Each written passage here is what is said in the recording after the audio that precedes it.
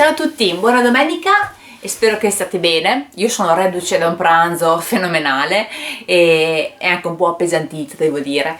Comunque domenica ce lo concediamo.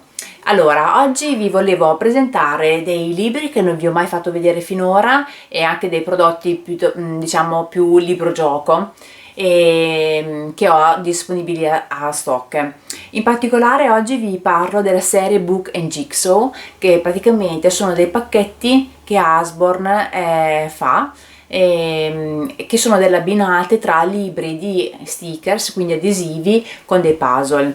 In particolare questo è Book and Jigsaw Unicorns, e si tratta praticamente di un libro di stickers che adesso non vi posso far vedere materialmente perché non voglio aprire la confezione, e praticamente si tratta di un libricino con una copertina semi rigida contenente 250 stickers che i bambini possono utilizzare per popolare diverse scene del libricino. Io lo propongo solitamente per bambine dai 4-5 anni in su. In abbinata c'è un puzzle che è di 100 pezzi.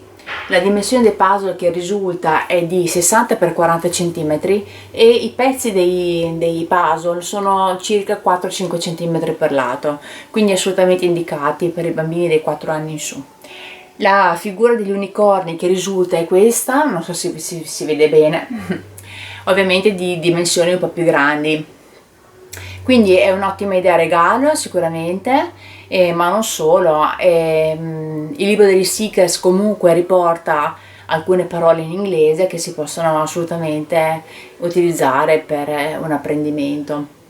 E questo ha un aspetto molto più ludico, diciamo così, rispetto a quello che Usborne propone solitamente, ma della stessa serie di Book and Jigsaw Usborne propone delle cose un po' più educative, quindi possiamo trovare dei libri sempre di stickers in abbinata a dei puzzle che sono relativi ad esempio a tavole periodiche, quindi chimica per imparare i simboli e alcune formule, oppure mappamondo sia del mondo intero sia dell'Europa, poi ad esempio di Londra, oppure ancora se non sbaglio relativa ai dinosauri, oppure la timeline dei dinosauri, quindi imparare proprio l'evoluzione. E quindi sono assolutamente molto più educativi rispetto a questo che io ho attualmente. Sono due aspetti diversi, quindi si possono scegliere in base alle necessità del momento.